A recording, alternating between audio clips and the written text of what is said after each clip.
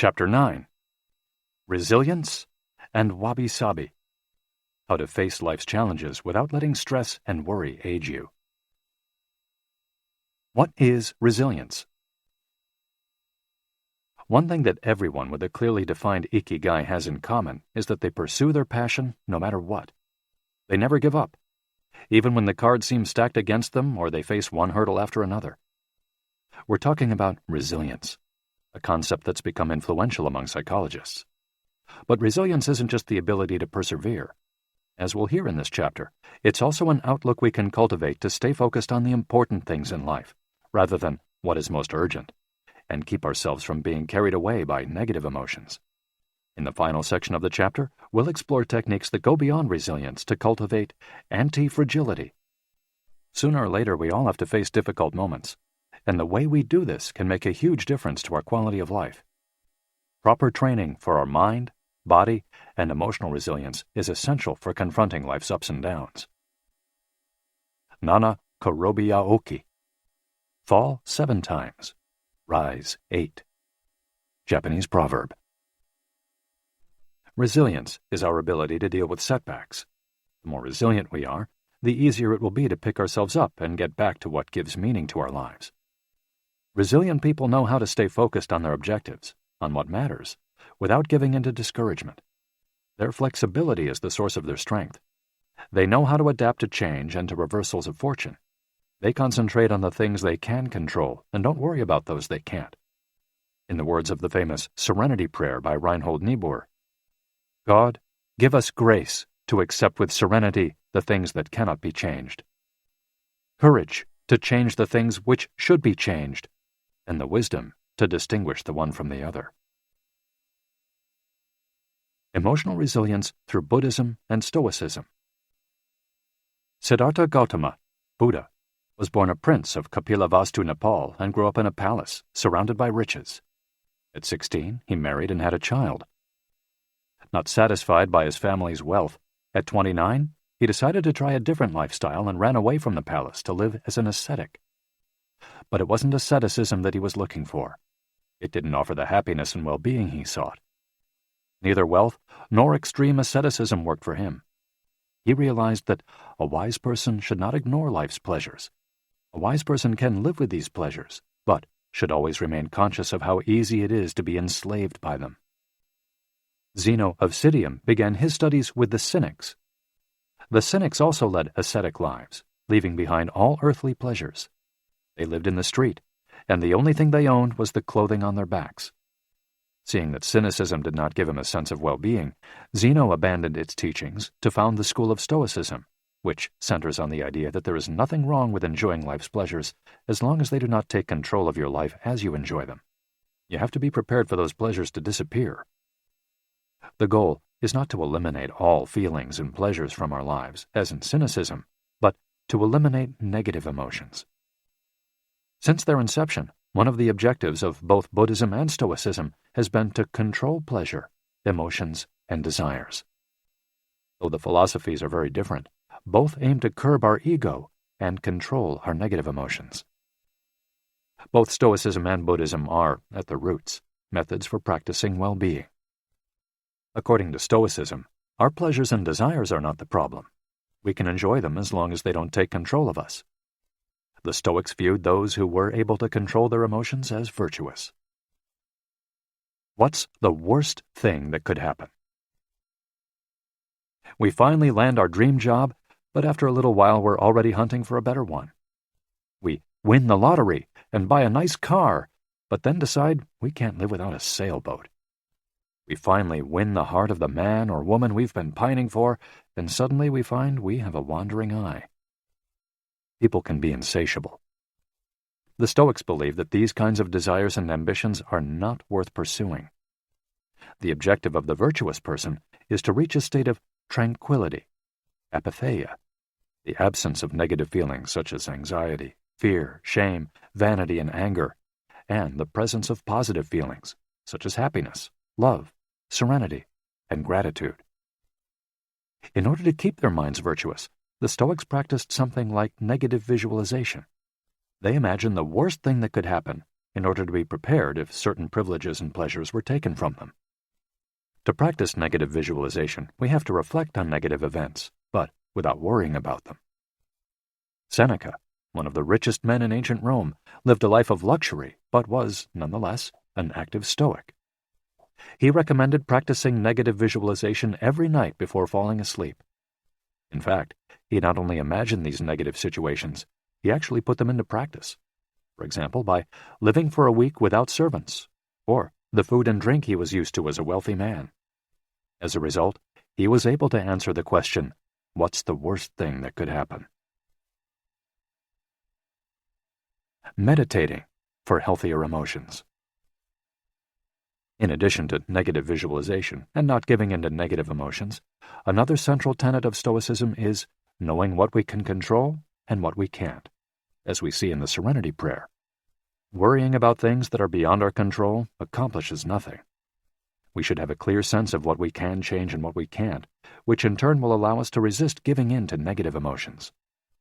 In the words of Epictetus, "It's not what happens to you, but how you react that matters." In Zen Buddhism, meditation is a way to become aware of our desires and emotions, and thereby free ourselves from them. It's not simply a question of keeping the mind free of thoughts, but instead involves observing our thoughts and emotions as they appear, without getting carried away by them. In this way, we train our minds not to get swept up in anger, jealousy, or resentment. One of the most commonly used mantras in Buddhism focuses on controlling negative emotions. Om Mani Padme Hum, in which Om is the generosity that purifies the ego, Ma is the ethics that purifies jealousy, Ni is the patience that purifies passion and desire, Pad is the precision that purifies bias, Me is the surrender that purifies greed, and Hum is the wisdom that purifies hatred. The here and now and the impermanence of things. Another key to cultivating resilience is knowing in which time to live. Both Buddhism and Stoicism remind us that the present is all that exists, and it is the only thing we can control. Instead of worrying about the past or the future, we should appreciate things just as they are in the moment, in the now. The only moment in which you can be truly alive is the present moment, observes the Buddhist monk Thich Nhat Hanh. In addition to living in the here and now, the Stoics recommend reflecting on the impermanence of the things around us. The Roman Emperor Marcus Aurelius said that the things we love are like the leaves of a tree. They can fall at any moment with a gust of wind. He also said that changes in the world around us are not accidental, but rather form part of the essence of the universe, a rather Buddhist notion, in fact. We should never forget that everything we have and all the people we love will disappear at some point. This is something we should keep in mind, but without giving in to pessimism. Being aware of the impermanence of things does not have to make us sad. It should help us love the present moment and those who surround us. All things human are short-lived and perishable, Seneca tells us. The temporary, ephemeral, and impermanent nature of the world is central to every Buddhist discipline. Keeping this always in mind helps us avoid excessive pain in times of loss. Wabi-sabi and Ichigo-ichie. Wabi-sabi is a Japanese concept that shows us the beauty of the fleeting, changeable, and imperfect nature of the world around us. Instead of searching for beauty in perfection, we should look for it in things that are flawed, incomplete. This is why the Japanese place such value, for example, on an irregular or cracked teacup. Only things that are imperfect, incomplete, and ephemeral can truly be beautiful, because only those things resemble the natural world. A complementary Japanese concept is that of Ichigo-ichie, which could be translated as, "This moment exists only now and won't come again." It's heard most often in social gatherings as a reminder that each encounter, whether with friends, family, or strangers, is unique and will never be repeated, meaning that we should enjoy the moment and not lose ourselves in worries about the past or the future. The concept is commonly used in tea ceremonies, Zen meditation, and Japanese martial arts, all of which place emphasis on being present in the moment. In the West, we've grown accustomed to the permanence of the stone buildings and cathedrals of Europe, which sometimes gives us the sense that nothing changes, making us forget about the passage of time. Greco-Roman architecture adores symmetry, sharp lines, imposing facades, and buildings and statues of the gods that outlast the centuries. Japanese architecture, on the other hand, doesn't try to be imposing or perfect, because it is built in the spirit of wabi-sabi. The tradition of making structures out of wood presupposes their impermanence and the need for future generations to rebuild them. Japanese culture accepts the fleeting nature of the human being and everything we create. The grand shrine of Ise, for example, has been rebuilt every 20 years for centuries. The most important thing is not to keep the building standing for generations, but to preserve customs and traditions, things that can withstand the passage of time better than structures made by human hands.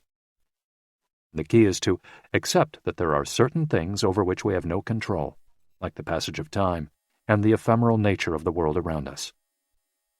Ichigai teaches us to focus on the present and enjoy each moment that life brings us. This is why it's so important to find and pursue our Ikigai. Wabi-sabi teaches us to appreciate the beauty of imperfection as an opportunity for growth. Beyond resilience, anti-fragility. As the legend goes, the first time Hercules faced the Hydra, he despaired when he discovered that cutting off one of its heads meant that two would grow back in its place. He would never be able to kill the beast if it got stronger with every wound. As Nassim Nicholas Taleb explains in Anti-Fragile, Things That Gain from Disorder, we use the word fragile to describe people, things, and organizations that are weakened when harmed, and the words robust and resilient for things that are able to withstand harm without weakening. But we don't have a word for things that get stronger when harmed, up to a point. To refer to the kind of power possessed by the Hydra of Lerna, to talk about things that get stronger when they are harmed, Taleb proposed the term anti-fragile. Anti-fragility is beyond resilience or robustness. The resilient resists shocks and stays the same. The anti-fragile gets better. Catastrophes and exceptional circumstances offer good models for explaining anti-fragility. In 2011, a tsunami hit the Tohoku region of Japan, doing tremendous damage to dozens of cities and towns along the coast, most famously Fukushima. When we visited the affected coast 2 years after the catastrophe, having driven for hours along cracked highways and past one empty gas station after another, we passed through several ghost towns whose streets had been taken over by the remnants of houses, piles of cars, and empty train stations. These towns were fragile spaces that had been forgotten by the government and could not recover on their own. Other places, such as Ishinomaki and Kisenuma, suffered extensive damage but were rebuilt within a few years, thanks to the efforts of many. Ishinomaki and Kisenuma showed how resilient they were in their ability to return to normal after the catastrophe. The earthquake that caused the tsunami also affected the Fukushima nuclear power plant. The Tokyo Electric Power Company engineers working at the plant were not prepared to recover from that kind of damage. The Fukushima nuclear facility is still in a state of emergency and will be for decades to come. It demonstrated its fragility in the face of an unprecedented catastrophe. The Japanese financial markets closed minutes after the earthquake. Which businesses did the best in the aftermath? Stock in big construction companies has been steadily on the rise since 2011. The need to rebuild the entire coast of Tohoku is a boon for construction. In this case, Japanese construction companies are anti-fragile, since they benefited enormously from the catastrophe. Now let's take a look at how we can apply this concept to our daily lives. How can we be more anti-fragile? Step 1. Create redundancies. Instead of having a single salary, try to find a way to make money from your hobbies, at other jobs, or by starting your own business. If you have only one salary, you might be left with nothing should your employer run into trouble, leaving you in a position of fragility. On the other hand, if you have several options and you lose your primary job, it might just happen that you end up dedicating more time to your secondary job, and maybe even make more money at it. You would have beaten that stroke of bad luck and would be, in that case, anti-fragile. 100% of the seniors we interviewed in Ogimi had a primary and secondary occupation. Most of them kept a vegetable garden as a secondary job and sold their produce at the local market. The same idea goes for friendships and personal interests. It's just a matter, as the saying goes, of not putting all your eggs in one basket. In the sphere of romantic relationships, there are those who focus all their energy on their partner and make him or her their whole world. Those people lose everything if the relationship doesn't work out. Whereas, if they've cultivated strong friendships and a full life along the way, they'll be in a better position to move on at the end of a relationship. They'll be anti-fragile. Right now, you might be thinking, I don't need more than one salary, and I'm happy with the friends I've always had. Why should I add anything new? It might seem like a waste of time to add variation to our lives because extraordinary things don't ordinarily happen. We slip into a comfort zone. But the unexpected always happens, sooner or later. Step 2. Bet conservatively in certain areas and take many small risks in others. The world of finance turns out to be very useful in explaining this concept. If you have $10,000 saved up, you might put $9,000 of that into an index fund or fixed-term deposit and invest the remaining $1,000 in 10 startups with huge growth potential, say $100 in each. One possible scenario is that 3 of the companies fail. You lose $300. The value of 3 other companies goes down. You lose another $100 or $200. The value of 3 goes up. You make $100 or $200. And the value of one of the startups increases 20-fold. You make nearly $2,000, or maybe even more.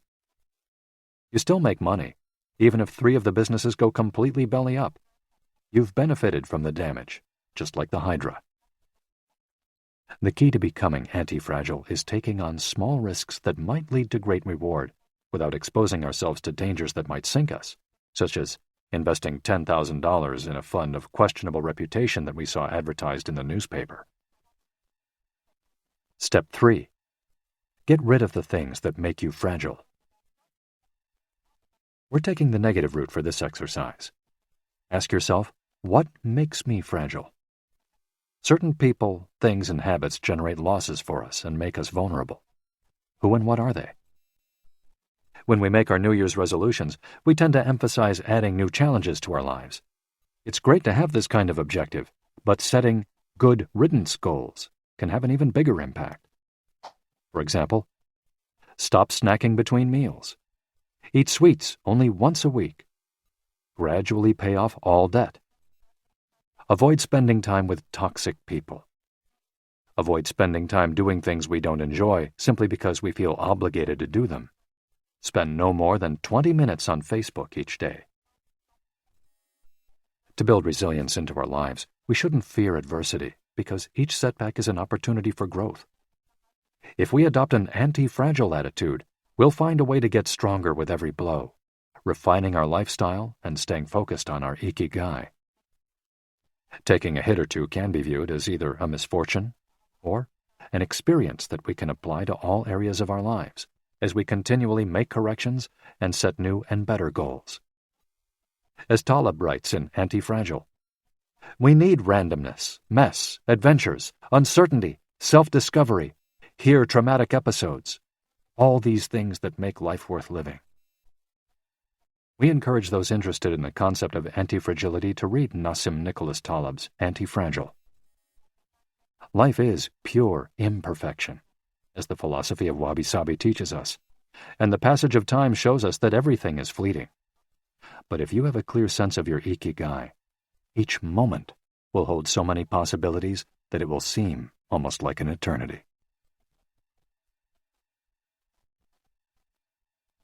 Epilogue. Ikigai, the art of living. Mitsuo Aida was one of the most important calligraphers and haikuists of the 20th century. He is yet another example of a Japanese person who dedicated his life to a very specific Ikigai, communicating emotions with 17-syllable poems using a shodo calligraphy brush. Many of Aida's haikus philosophize about the importance of the present moment and the passage of time. One could be translated as, In the here and now, the only thing in my life is your life. In another poem, Aida writes simply, here, now. It is an artwork that seeks to evoke feelings of mana no aware, a melancholy appreciation of the ephemeral. The following poem touches on one of the secrets of bringing Ikigai into our lives. Happiness is always determined by your heart. And one last one, also by Aida, is keep going. Don't change your path. Once you discover your Ikigai, pursuing it and nurturing it every day will bring meaning to your life. The moment your life has this purpose, you will achieve a happy state of flow in all you do, like the calligrapher at his canvas or the chef who, after half a century, still prepares sushi for his patrons with love. Conclusion.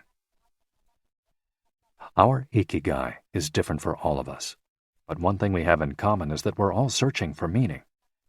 When we spend our days feeling connected to what is meaningful to us, we live more fully. When we lose the connection, we feel despair.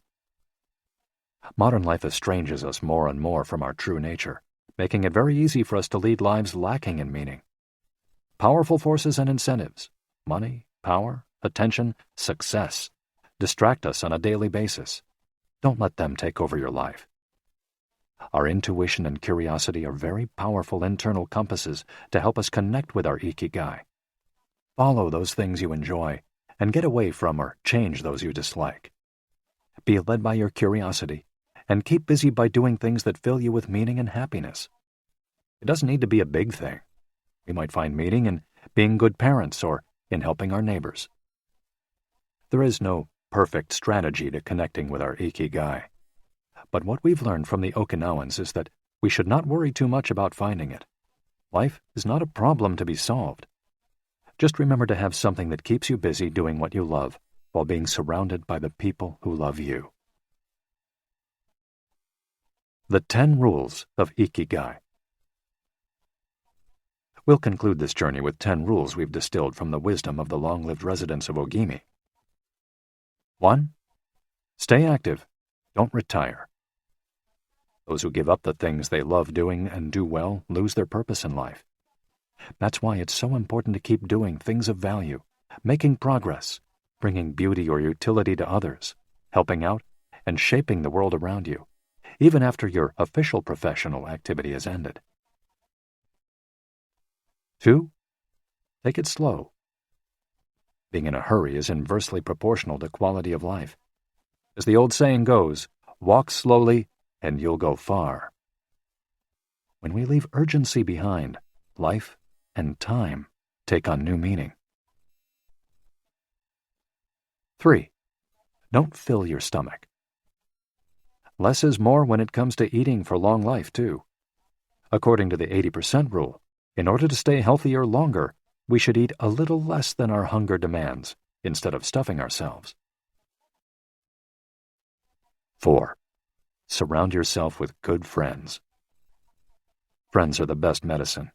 There for confiding worries over a good chat, sharing stories that brighten your day, getting advice, having fun, dreaming, in other words, living. 5. Get in shape for your next birthday. Water moves. It is at its best when it flows fresh and doesn't stagnate. The body you move through life in needs a bit of daily maintenance to keep it running for a long time. Plus, exercise releases hormones that make us feel happy. 6. Smile. A cheerful attitude is not only relaxing, it also helps make friends. It's good to recognize the things that aren't so great, but we should never forget what a privilege it is to be in the here and now, in a world so full of possibilities. 7. Reconnect with nature. Though most people live in cities these days, human beings are made to be part of the natural world. We should return to it often to recharge our batteries. 8. Give thanks. To your ancestors, to nature, which provides you with the air you breathe and the food you eat. To your friends and family, to everything that brightens your days and makes you feel lucky to be alive. Spend a moment every day giving thanks. and you'll watch your stockpile of happiness grow. 9. Live in the moment. Stop regretting the past and fearing the future. Today is all you have. Make the most of it. Make it worth remembering. 10.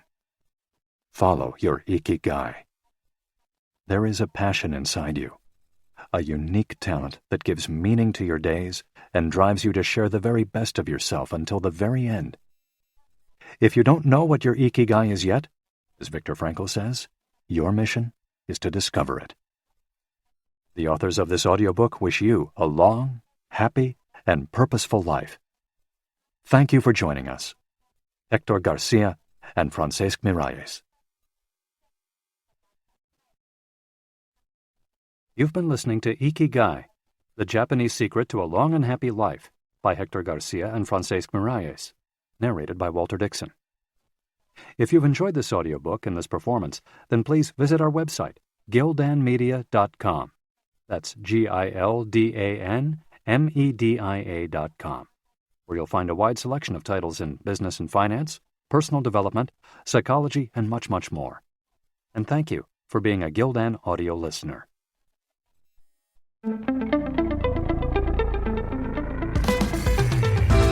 This has been a Gildan audio production.